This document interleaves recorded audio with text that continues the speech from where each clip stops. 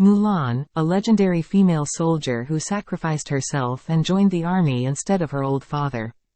It became a symbol of filial piety. It is amazing that there is no feminine form of this term in European languages to this day. For 12 years she participated in wars and rose to a high position. No one recognized her gender for many years.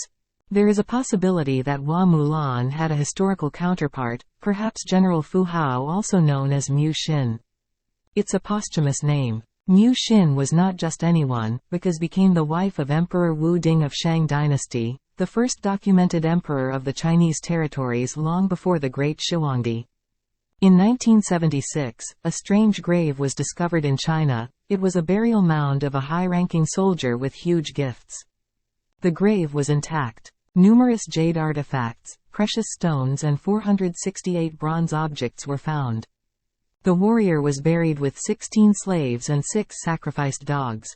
Everything pointed to the fact that he was a high-ranking general. It is one of the most impressive generals' graves in China, today visited by tourists. Yes, he was a very important general, but he was hiding a secret. The general's skeleton showed clearly, this general was a woman. For many years, China did not show this story to the world for a simple reason. In socialist China at that time, the role of women was comparable to the role of women in India, so it's possible to say that to make it funnier, the regime invoked at old traditions. The discovery of the tomb could have questioned this philosophy. However, in fact, no one really knows how did it looks like life during Zhou dynasty. The world really learned about the woman general thanks to the program, Women Warriors. The presenter was Lucy Lawless, who played the role of Xena. The program presented historical feminists from different regions of the world.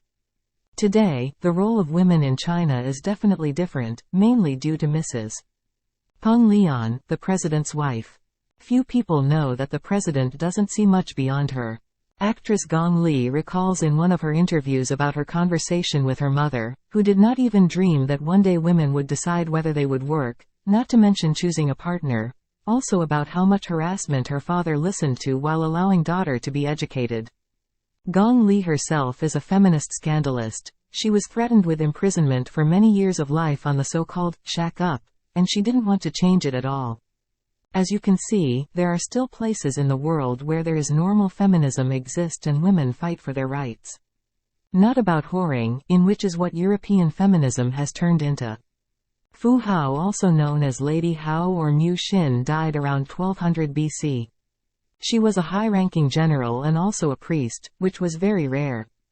We know almost nothing about her youth. She was one of the many wives of Emperor Wu Ding, the most important of the Shang dynasty. Wu Ding had 64 wives, but the fact of such a huge tomb proves that Fu Hao must have been extremely important to him. Better yet, she became his beloved wife. Through marriages, Wu Ding thus cultivated the tradition of connecting subordinate, conquered or affiliated tribes with the ruling house. This is probably how Fu Hao got into court. Fu Hao entered the royal household through such a marriage and took advantage of the semi-matriarchal slave society to rise through the ranks to become one of King Wu Ding's 3 consorts. The other 2 were Fu Jing and Fu Shi. Fu Jing was the primary queen while Fu Hao was the secondary queen. Fu Hao was also the mother of Prince Zhu Ji. Oracle bone inscriptions show concern for her well-being at the time of the birth. Zhu Ji was the eldest son of King Wu Ding, but despite his kingly title he never succeeded his father as a Shang dynasty king of China. In later texts he is known as Shao Ji, while contemporary inscriptions record his name as Jia. In the records of the Grand Historian he was said by Sima Qian to have died in distant exile during the 25th year of his father's reign. It is clear from this that the son rebelled against his father, perhaps with his mother.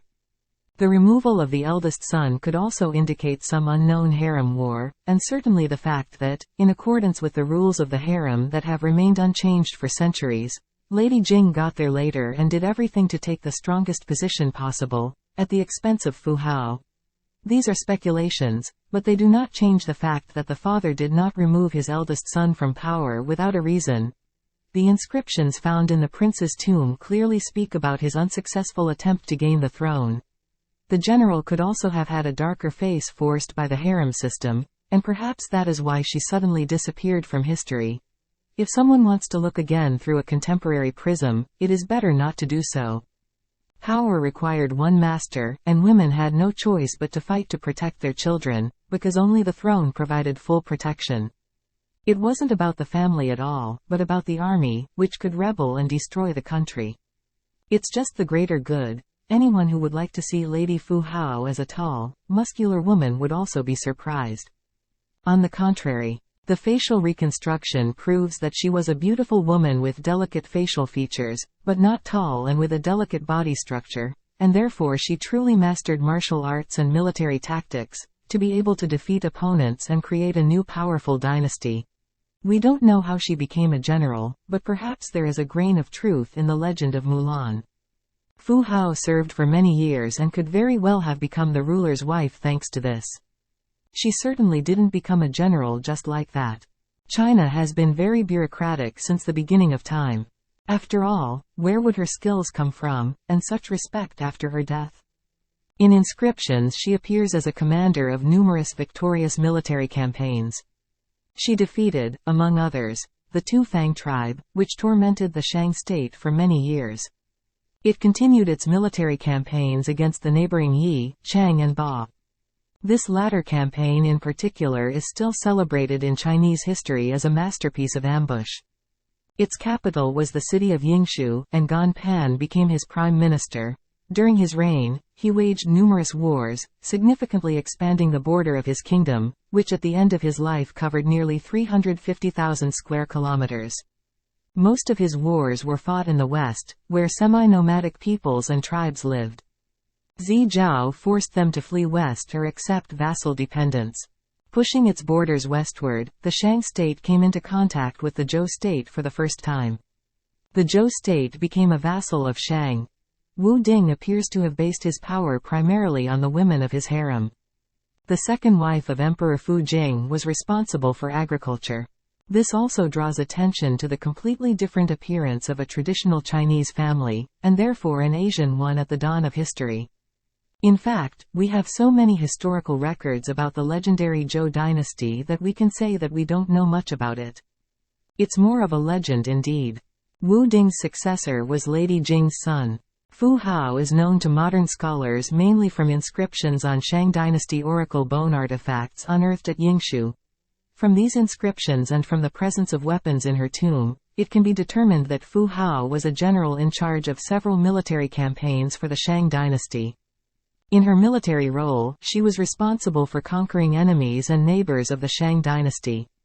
The Tu Fang had fought against the Shang for generations until they were finally defeated by Fu Hao in a single decisive battle. Further campaigns against the neighboring Yi, Chang and Ba followed. The latter is particularly remembered for being the earliest recorded large-scale ambush in Chinese history. With up to 13,000 soldiers and important generals Ji and Hu Gao serving under her, she was the most powerful Shang general of her time. This highly unusual status is confirmed by the many weapons, including great battle axes, unearthed in her tomb. While Fu Hao's achievements were notable and unique, other women in this period were also active in military roles.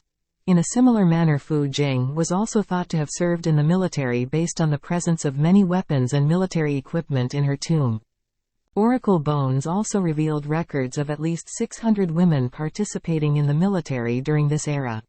However, until 1976 it was not known that the initiator of this event was a woman. Fu Hao commanded 13,000 soldiers. Under her command were the legendary generals Ji and Hu Gao, immortalized in traditional Chinese Wuxia novels. These battles also survived in Wuxia, only until now everyone believed that the commander was a man. Even more extraordinary is Fu Hao's role as a priest performing many of the secret rituals of ancient Chinese religion that were reserved for men. We are talking about very old times, when no one had heard of Confucianism and Taoism. The ancient Chinese religion has many similarities to modern Korean shamanism or the Japanese official religion of Shinto. These are also times when the shape of the Middle Kingdom is just beginning to take shape, also thanks to Fu Hao. Of course, Shi Huangdi will lead to the first historical unification of peoples and become emperor.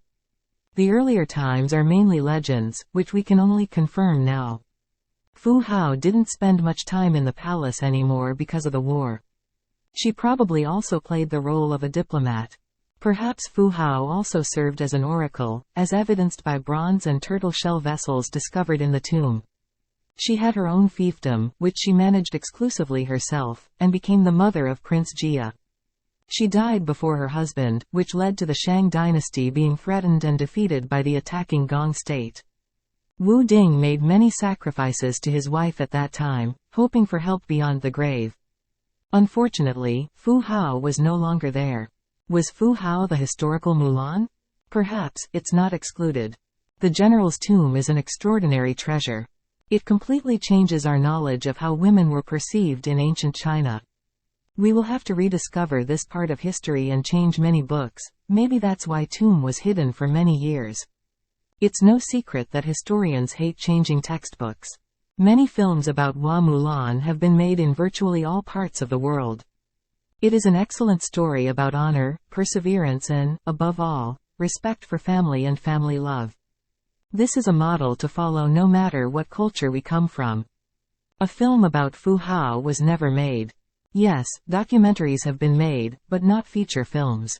If this is the historical Hua Mulan, as is most often assumed.